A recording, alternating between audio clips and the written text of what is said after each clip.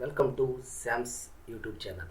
Sandy academy of mathematics channel తరఫున ప్రతి ఒక్కరికి డిఎస్సి ప్రిపేర్ అవుతున్న స్టూడెంట్స్ అందరికీ ఆల్ ది బెస్ట్ చెప్తున్నాను. లాస్ట్ వీడియోలో మనం టెట్కామ్ టీఆర్టీకి సంబంధించినటువంటి ఎస్జిటి క్వశ్చన్ పేపర్లో భాగంగా పేపర్స్ అనాలిసిస్లో భాగంగా 2019 జనవరి 27 సెషన్ 1లో జరిగినటువంటి మ్యాథ్స్ క్వశ్చన్స్ని డిస్కస్ చేస్తున్నాం. అందులో 2 పార్ట్స్ ఫినిష్ చేసాం మనం.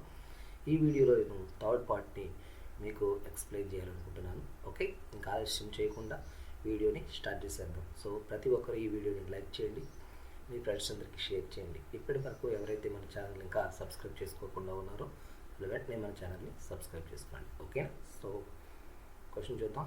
120 question 121. Okay, if the perimeter of semicircle is 144 centimeters, then its area is. Okay, ఒక అర్ధవృత్తం యొక్క చుట్టుకొలత 144 సెంటీమీటర్లు అయినా దాని వైశాల్యము చదరపు సెంటీమీటర్లో ఎంత అంటున్నారు. ఓకే, సో ముందు అర్ధవృత్తం అంటే ఇలా ఉంటుంది, వృత్తంలో సగం. ఓకేనా. సో ఇది మామూలుగా మీకు వృత్తం అంటే ఇలా తెలుసు కదా, ఇది వృత్తం. దీని యొక్క పరిధి 2πr అంటాం కదండి. అందులో ఇక్కడ నుంచి ఇక్కడ వరకు ఒక తీగ అనుకుంటే ఈ ప్రాంతం మాత్రమే ఎంత ఉంటుంది, ఇందులో సగం ఉంటుంది, πr. ఓకే, మరి ఇక్కడ నుంచి ఇక్కడ వరకు ఎంత ఉంటుంది, డయామీటర్ కదా, వ్యాసం 2r ఉంటుంది. సో చుట్టుకొలత అంటే πr + 2r అనమాట. దట్ ఈక్వల్ టు 144 అన్నారు. మీకు అడుగుతుంది వైశాల్యం అంటే ఏంటి, వృత్త వైశాల్యంలో సగం. వృత్త వైశాల్యం πr², అందులో ½ అనమాట. సో ఆర్ కనుక్కుంటే మాకు ఆన్సర్ వచ్చేస్తుంది. ఇక్కడ π అంటే 22/7r + 2r, that equal to 144. So అర్ధవృత్తం చుట్టుకొలత అంటే 36/7r, దట్ ఈక్వల్ టు 144. దీన్ని నువ్వు సాల్వ్ చేస్తే r ఈక్వల్ టు 144 × 7/36. 36 ఇందులో 4 times. So r equal to 28. ఓకేనా. సో ఈ సూత్రంలో πr²/2 సూత్రంలో మనం r విలువను ప్రతిక్షేపించినట్లయితే మనకి కావాల్సిన అర్ధవృత్త వైశాల్యం వస్తుంది. ఓకేనా. సో అర్ధవృత్త వైశాల్యం π 22/7, r అంటే 28². Okay, so 22/7 × 28 × 28. సో 7 ఇందులో 4 టైమ్స్, 4 టైమ్స్ /2 కదా. Okay, /2 πr²/2. ఈ 2 ఇందులో 2 టైమ్స్. ఓకేనా. So 2 2s are 4, 4 8s are 32. Just last digits చూస్తాను. సో లాస్ట్ ప్లేస్లో 2 రావాలి కాబట్టి ఇంకా మనం క్యాలిక్యులేషన్ చేయట్లేదు. సో ఫైనల్ ఆన్సర్ ఎంత అండి, 1232 అనమాట. ఓకేనా. సో నెక్స్ట్ క్వశ్చన్ చూద్దాం. Okay, m equal to 12x² - 8xy + 7y², n equal to -9x² + 7xy + 16y², then 3m - 2n is equal to. ఓకేనా. బీజగణితంలో మనం బీజీయ సమాసాల సంకలనము వ్యవకలనం చదివాం. ఇక్కడ 2 బీజీయ సమాసాలు ఇచ్చారు. ఓకే, ఇచ్చేసి 3m - 2n అనే ఒక సమీకరణం గురించి వాల్యూ ఎంత అవుతుందని అంటున్నారు. సో ఎప్పుడైనా సరే మీరు క్యాలిక్యులేషన్స్లో బీజీయ సమాసాలకు సంబంధించిన లెక్కలు కనబడినప్పుడు జస్ట్ మొత్తం అంతా చేయకండి, ఒక్కొక్క గుణకం చేసి ఆప్షన్ చెక్ చేసుకోండి. ఓకేనా. అంటే ఇక్కడ x² గుణకం ఎంత, 12. 3m అంటే ఎంత అవుతుంది, 3 × 12 36. నెక్స్ట్ ఇక్కడ nలో -n, x² గుణకం.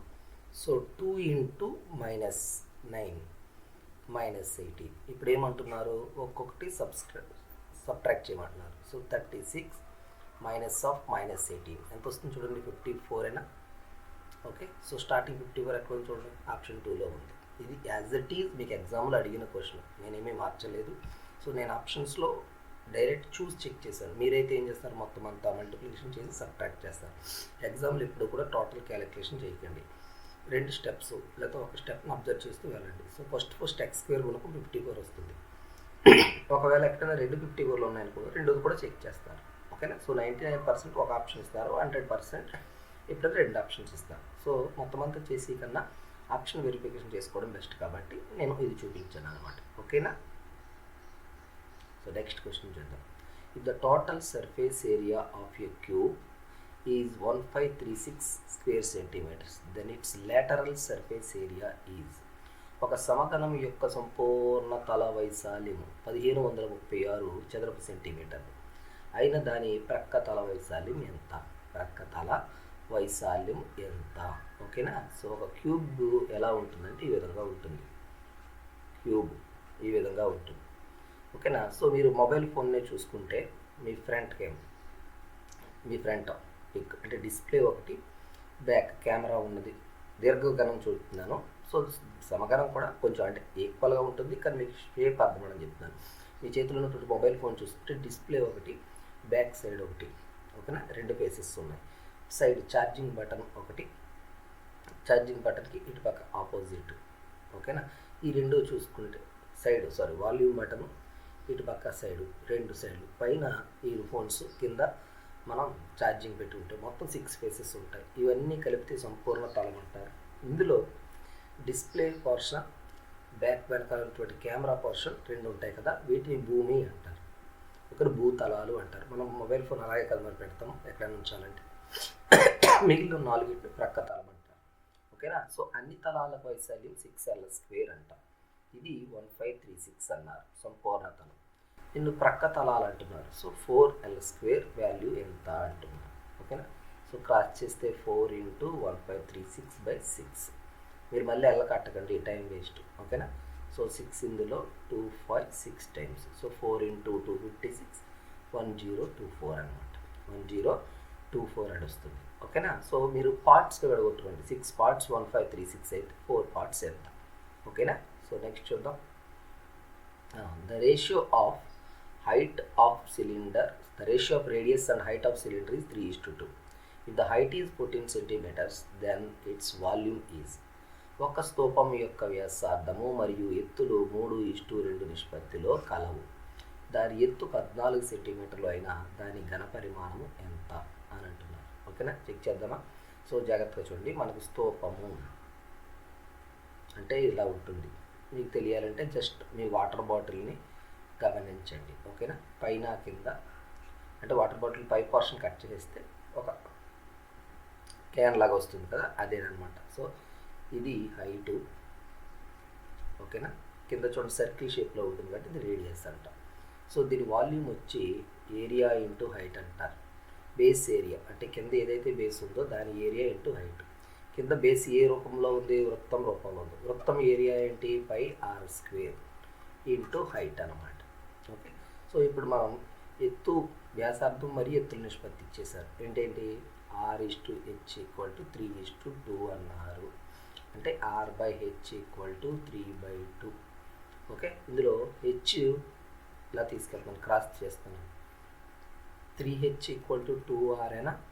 సో దీని నుంచి r = 3h/2 అని రాసుకోవచ్చా అంటే? ఎందుకంటే మనకి హైట్ ఉంది కదా, లెక్క మొత్తం హైట్లో మారుస్తున్నాను. ఇప్పుడు సూత్రం చూడండి. π అంటే 22/7, r అంటే 3h/2² ఇంటూ h. సో చూడండి ఇప్పుడు 22/7 ఇంటూ 3² 9, h²/4 ఇంటూ h అనమాట. సో టోటల్ లెక్క మనం h ప్లేస్ ఎంత పెట్టాలి? 14 పెట్టాలి. So 22/7 into 9/4 into 14³ 14 into 14 h³ కదా. సో 7 ఇందులో 14లో 2 టైమ్స్, 2 ఇందులో 2 టైమ్స్, 2 ఇందులో 11 టైమ్స్ అనమాట. Okay. So 1 9s are 9, 9 4s are 36 అంటే 6, 6 4s are 24 అంటే చివరి లాస్ట్లో ఎంత వస్తుంది? 4 వస్తుంది. సో మన ఆన్సర్ ఆప్షన్ 1 అంట. ఓకేనా. సో మీకు డౌట్ ఉంటే క్యాలిక్యులేషన్ 1గా చేసుకోండి. జనరల్గా అయితే నేను చూపిస్తున్నాను last digit, unit digit base చేసుకుని ఆన్సర్ చెప్పడం అనమాట. ఓకేనా. చాలామంది ఏం చేస్తున్నారంటే ఆర్ కట్టిన తర్వాత అక్కడ సబ్స్టిట్యూట్ చేస్తున్నారు. ఆర్ కట్టిన తర్వాత సబ్స్టిట్యూట్ చేస్తున్నారు. మీరు ఆర్ వాల్యూని అక్కడ సబ్స్టిట్యూట్ చేయకూడదు. ఓకేనా. సో నెక్స్ట్ చూద్దామా. ఒక సమాంతర చతుర్భుజం యొక్క చుట్టుకొలత, ఒక సమాంతర చతుర్భుజం యొక్క చుట్టుకొలత 140 సెంటీమీటర్లు. దాని భుజము మరొక భుజము కంటే 10 సెంటీమీటర్లు ఎక్కువ అయినా ఆ 2 భుజాల పొడవులు సెంటీమీటర్లలో చెప్పమంటున్నారు. ఓకేనా. సో సమాంతర చతుర్భుజం అని అంటే మనకు తెలుసు. సమాంతర చతుర్భుజము అని అంటే ఎదురెదురు భుజాలు సమానముగా ఉంటాయి. ఎదురెదురు భుజాలు సమానముగా ఉంటాయి. Opposite sides are parallel and equal. ఓకేనా, ఇది ఏ అనుకుంటే ఇది బి, ఇది బి. ఇక్కడ ఏం చెప్తారు, చుట్టూ కొలత అంటే ఏంటి చూడండి, 2a + 2ba కదా, 2a + 2b. దీని వాల్యూ ఎంత, 140 సెంటీమీటర్స్. a + b = 145 to 70. ఇది ఇక్కడ క్వశ్చన్ గుర్తుంచుకోండి, ఒక భుజము మరొక భుజం కంటే 10 సెంటీమీటర్లు ఎక్కువ అన్నారు.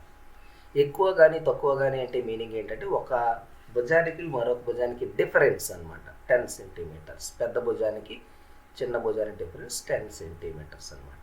ఓకే, సో ఇప్పుడు ఈ రెండింటిని బ్యాలెన్స్ చేసే ఆన్సర్ ఎక్కడ ఉందో చూసుకోండి. ఆప్షన్ 1 చూడండి, 30 + 40 70, 30 - 40 10. అంటే ఏది పెద్దదని తీసుకుంటే అది తీసుకోండి, మీ ఇష్టం, అలా తీసిన పర్లేదు. 70, వాటి మధ్య గ్యాప్ 40 - 30 = 10. ఏ 40 B 30 అనుకోండి. ఓకేనా, సరిపోయింది కదా. సో మన ఆన్సర్ ఆప్షన్ 1 అనమాట. ఓకేనా, జస్ట్ మీకు సమాంతర చతుర్భుజం యొక్క ధర్మాలు తెలియాలి. ఎదురెదురు భుజాలు సమానము మరియు సమాంతరాలు అని ఉంటాయి. ఓకేనా, కర్ణాలు సమద్విఖండన చేసుకుంటాయి. ఓకేనా, d² = d1² + d2² 2 times of a² + b². Area అంటే బేస్ ఇంటూ హైట్, ఇది మనకు తెలియాలి. ఓకేనా. ఓకే స్టూడెంట్స్, ఇది ఓవరాల్గా పార్ట్ 3లో ఉన్నటువంటి టాప్ 5 క్వశ్చన్ యొక్క ఇన్ఫర్మేషన్. ఓకేనా, సో మీకు ఈ వీడియో నచ్చిందని అనుకుంటున్నాను. ఓకే, సో ఈ వీడియో మీకు నచ్చితే లైక్ చేయండి, షేర్ చేయండి, మీ ఫ్రెండ్స్ అందరికీ మన ఛానల్ని సబ్స్క్రైబ్ చేసుకోమని చెప్పండి. ఓకేనా, సో ఇప్పటికి మనం 15 క్వశ్చన్స్ డిస్కస్ చేయడం జరిగింది. ఓకేనా, సో నెక్స్ట్ వీడియోలో మరొక 5 క్వశ్చన్స్ని ఎక్స్ప్లెయిన్ చేస్తాను. సో పూర్తి స్థాయిగా మీరు ఈ 3 వీడియోలను చూసి అందులో బిట్స్ని ప్రాక్టీస్ చేస్తే మీకు అందరికీ యూజ్ అవుతుంది. ఓకే, సో నేను ఎప్పుడూ చెప్పినట్టే మళ్ళీ చెప్తున్నాను, లైవ్ క్లాసెస్ అనేవి స్టార్ట్ అవ్వడం జరుగుతుంది. సో ఎవరికైనా కావాలి అని అనుకుంటే ఆల్రెడీ కొంతమంది కాంటాక్ట్ చేశారు, మిగిలిన వాళ్ళు డిస్క్రిప్షన్లో ఉన్న నెంబర్కి వాట్సాప్లో మెసేజ్ చేయండి.